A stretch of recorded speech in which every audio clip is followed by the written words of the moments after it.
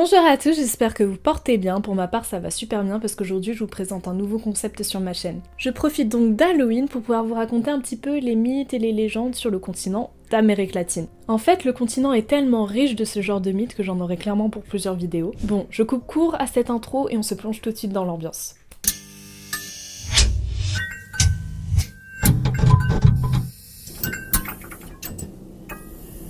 Je me souviendrai toujours de cette nuit. C'était un vendredi soir, après une longue semaine de travail, et mes amis et moi avions décidé de nous retrouver dans un petit bar en dehors de la ville, près d'une rivière que j'avais toujours trouvée calme et reposante. Nous avions bu quelques bières, partagé des rires et discuté de tout et de rien, jusqu'à ce que l'heure soit bien avancée. Vers minuit, après quelques verres de trop, je me suis dit qu'il était temps de partir. Mes amis m'ont proposé de me ramener, mais je me sentais parfaitement en état de marcher. Le chemin n'était pas très long et j'aimais ces moments de solitude nocturne sous la lumière vacillante des lampadaires. J'ai donc décidé de traverser la rive pour rentrer chez moi à pied. En passant près de la rivière, quelque chose d'étrange a attiré mon attention.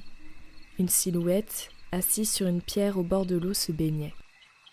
C'était une femme seule, avec de longs cheveux noirs et brillants qui tombaient sur ses épaules. Elle portait une robe blanche trempée par l'eau qui collait à sa peau sous la lumière de la lune.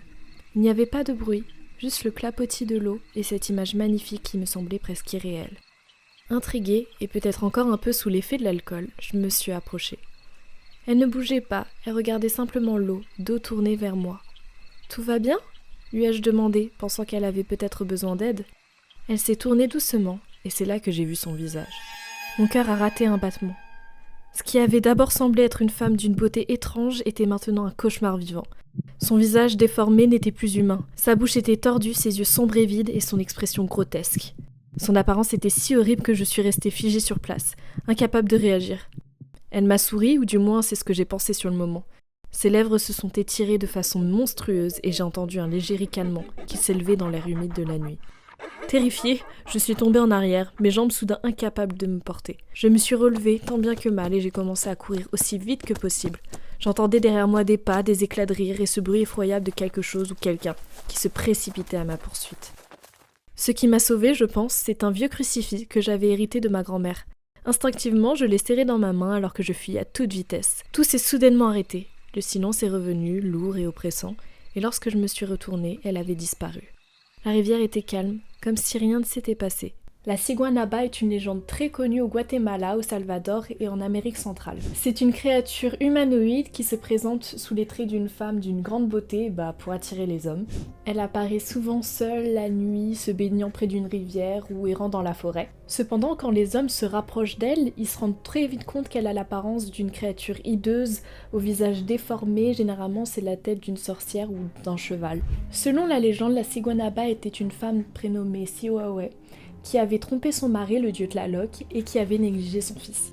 Pour la punir, les dieux l'ont maudite et l'ont condamnée à errer éternellement à la recherche de victimes masculines. Elle est également connue pour essayer de noyer ses victimes dans les rivières. Cette légende, elle est très similaire à la légende de la Llorona, qui est changeante selon les pays et qui est aussi très connue.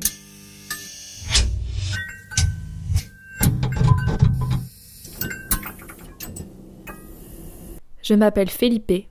Est-ce que je vais vous raconter quelque chose que j'ai partagé peu de fois? Cela remonte à quelques années lorsque j'étais encore étudiant à La Paz, en Bolivie. À l'époque, je vivais dans un petit appartement et je travaillais à temps partiel pour payer mes études. Comme beaucoup d'étudiants, j'étais toujours à la recherche d'un moyen de gagner un peu plus d'argent. Un jour, en me promenant dans les rues animées du marché, j'ai aperçu une vieille femme qui vendait des petites statues d'Ekeko. Elle m'a attirée avec une voix rauque. « Ekeko apporte la richesse, mais il faut faire attention », a-t-elle dit en souriant. Ses yeux brillaient d'une façon qui m'a rendu méfiant, mais j'étais trop désespérée pour ignorer ses paroles. Je lui ai acheté une petite statue, pensant qu'elle serait un porte-bonheur. Au début, rien ne s'est vraiment passé. Puis, quelques jours plus tard, j'ai reçu un appel inattendu d'une entreprise pour un emploi temporaire, offrant un salaire bien plus élevé que ce à quoi je m'attendais. Cela a marqué le début de ma chance. L'argent est vite arrivé, mais avec lui, des demandes étranges ont commencé. J'ai remarqué que chaque fois que je gagnais de l'argent, je perdais aussi quelque chose d'important dans ma vie. Une nuit, après avoir reçu ma première grosse paie, j'ai eu une dispute avec ma petite amie Carla. Elle m'a dit que je changeais, que l'argent me montait à la tête. J'ai essayé de la convaincre que c'était faux, mais elle a fini par partir et je me suis retrouvée seule. Et, au fur et à mesure, plus je gagnais, plus je devenais isolée. Mais je ne m'en suis pas rendu compte tout de suite. Mes amis d'enfance ne voulaient plus me voir, je ne pouvais pas leur parler de mes succès, car j'avais trop honte de leur dire que je pensais gagner cet argent grâce à une statuette que je priais régulièrement. Une voix dans ma tête me disait que cela ne pouvait pas durer, mais l'avidité me poussait à continuer. Finalement, un soir, après avoir gagné une somme d'argent considérable, j'ai décidé d'organiser une petite fête pour célébrer. Je pensais que cela rapprocherait mes amis. Au lieu de cela, une autre dispute a éclaté, cette fois-ci avec mon meilleur ami, Ravière. Il m'a accusé de devenir un piche-taco, obsédé par l'argent et prêt à tout pour l'obtenir. Ces mots résonnaient en moi et j'ai commencé à réaliser ce que je faisais. Le lendemain, j'ai pris la statuette d'Ekeko et je l'ai emportée au marché, espérant me débarrasser de cette malédiction. En passant devant la vieille dame, elle m'a regardé avec un sourire énigmatique. « Tu veux de la richesse, mais à quel prix ?» m'a-t-elle demandé. Ces mots m'ont frappé comme un coup de poing. J'avais le cœur lourd, me rendant compte que j'avais sacrifié mes relations et ma tranquillité d'esprit pour une richesse éphémère. Aujourd'hui, je partage mon histoire pour prévenir ceux qui pourraient être séduits par la promesse de la fortune rapide. Parfois, la vraie richesse ne réside pas dans l'argent, mais dans les liens que nous tissons et la paix intérieure que nous cultivons. Provenant de Bolivie, cette légende relate l'histoire d'Ekeko, un esprit de la richesse et de la prospérité dans la culture andine. Il est souvent représenté comme un petit homme dodu et court sur pattes, avec une pipe et un chapeau. Bien qu'il soit généralement considéré comme un porte-bonheur, il existe une version un petit peu plus sombre de cette histoire. Dans cette version plus sombre, Ekeko est dessiné comme un esprit qui aime apparaître devant les personnes les plus avares et les plus désireuses de s'enrichir. En faisant un pacte avec lui, ces personnes reçoivent de l'argent ou des biens matériels, mais cela a un coût. Pour chaque gain matériel qu'ils reçoivent, Ekeko demande quelque chose en retour. C'est souvent sous la forme d'une petite partie de leur humanité ou des relations humaines.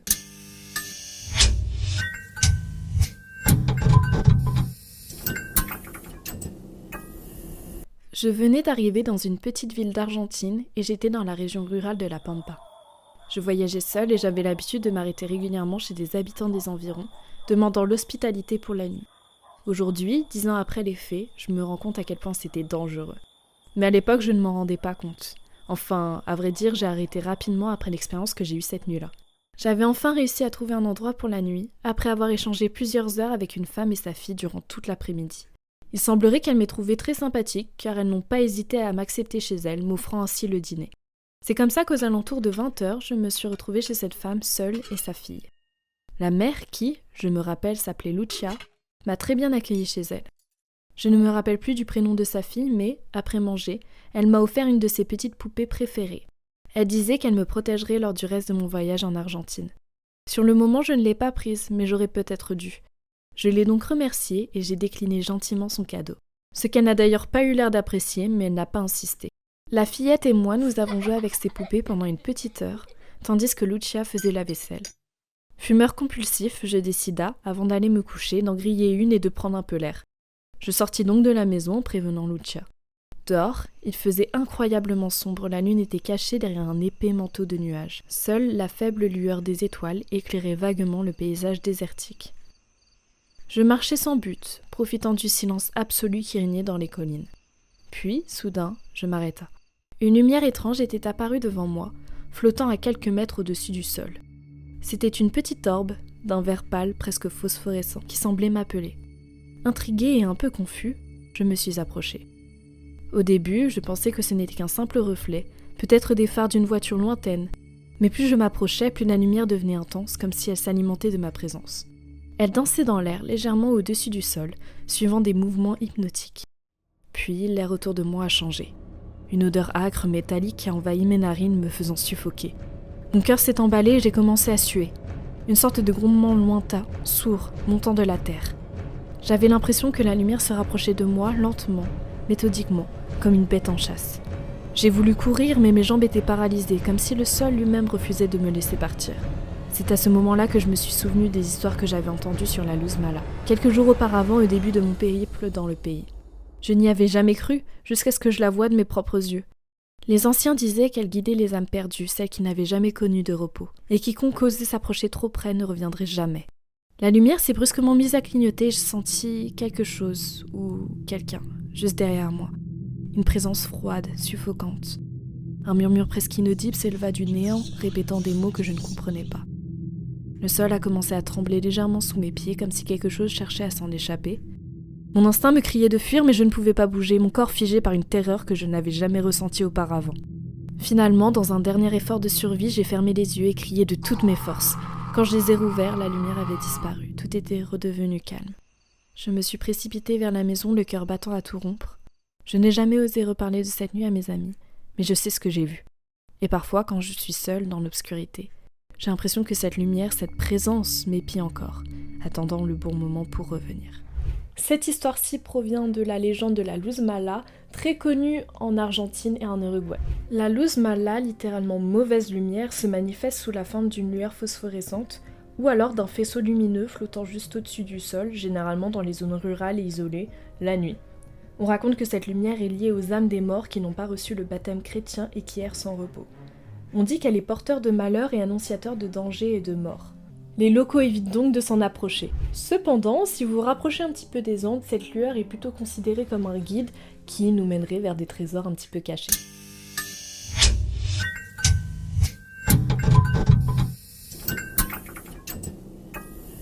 C'était il y a plus de 10 ans maintenant. Je n'étais qu'une adolescente curieuse et intrépide, déterminée à explorer les mystères des collines environnantes de notre petit village à Porto Rico. J'avais entendu les histoires du chupacabra, une sorte de monstre à l'allure terrifiante et, avec mes amis, nous voulions à tout prix nous faire des petites frayeurs dans l'obscurité de la nuit. Ce soir-là, je suis donc sortie avec 4 de mes amis, armés d'une simple lampe de poche et de notre insouciance. Nous avons décidé de camper près d'un vieux champ de canne à sucre à la lisière de la forêt.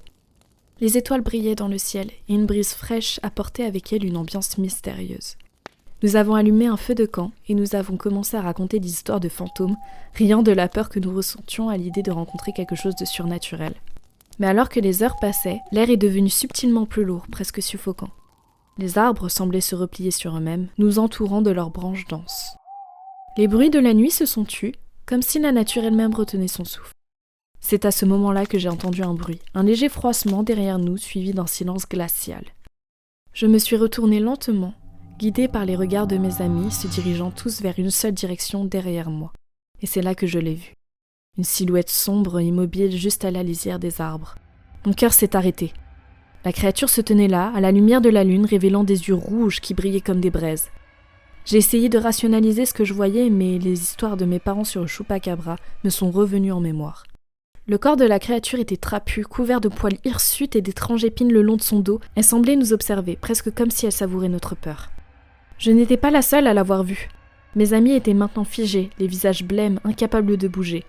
L'un d'eux a même murmuré quelque chose sur la façon dont les chèvres avaient disparu dans les fermes des environs. Je me suis levée pour courir, mais avant que je ne puisse faire un pas, la créature a émis un cri perçant, un son qui semblait à la fois animal et surnaturel. Puis, sans avertir, elle s'est élancée vers nous, rapide comme l'éclair. Nous avons tous commencé à courir dans la direction opposée, la peur nous galvanisant. Dans ma fuite, je suis tombée, mes mains s'enfonçant dans le sol humide. J'étais déjà derrière, donc mes amis ne se sont pas retournés en m'entendant tomber. Figée par la terreur, dans une dernière lueur d'espoir, je me suis retournée juste à temps pour voir la silhouette disparaître dans les ombres des arbres, mais pas avant d'avoir remarqué quelque chose d'étrange. Elle portait une sorte de symbole sur son flanc, un dessin qui ressemblait à un ancien hiéroglyphe. En rejoignant mes amis, nous avons couru jusqu'à ce que nos poumons brûlent, ne s'arrêtant que lorsque nous avons atteint la sécurité de la lumière de notre village. Ce n'est que plusieurs jours plus tard, alors que j'en parlais à un aîné du village, que j'ai découvert que ce saint Paul était lié à une légende sur le chupacabra et son rôle en tant que gardien des âmes des animaux perdus. Légende très connue qui circule dans toute l'Amérique latine, cette créature est connue pour son attaque sur le bétail, en particulier sur les chèvres, d'où son nom qui signifie « suceur de chèvre » en espagnol. Le chupacabra est souvent décrit comme une créature humanoïde, mesurant environ la taille d'un chien, avec des épines le long du dos et des yeux rouges brillants. Cette légende a émergé dans les années 1990, principalement à Porto Rico, mais s'est rapidement étendue dans tous les pays d'Amérique latine et même aux États-Unis. Selon les récits, la première apparition documentée remonte à 1995. Plusieurs animaux ont en fait été retrouvés morts exsangues dans une région de Porto Rico. Les témoignages de témoins oculaires ont commencé à affluer, décrivant des rencontres avec cette créature mystérieuse. Certaines théories suggèrent que le chupacabra pourrait être une interprétation plus moderne des créatures folkloriques anciennes, comme les esprits qui hantent les forêts par exemple. Enfin, des mythes et des légendes en Amérique latine, il y en a un tas, comme la ciguanaba qui change de pays à un autre par exemple. D'autres légendes sont propres à leur pays et les locaux y croient dur comme fer étant donné que la sorcellerie est très présente là-bas. Donc croire à ces mythes et à ces légendes finalement c'est normal. D'ailleurs vous l'aurez peut-être remarqué, mais la plupart de ces mythes et ces légendes ont un fond et une morale qui incitent les gens à rester honnêtes et droits. Si jamais ce format vous plaît, je vous laisse vous manifester en commentaire ou laisser un like, ou encore mieux, à activer la cloche et à vous abonner. Sur ce, je vous laisse, à plus!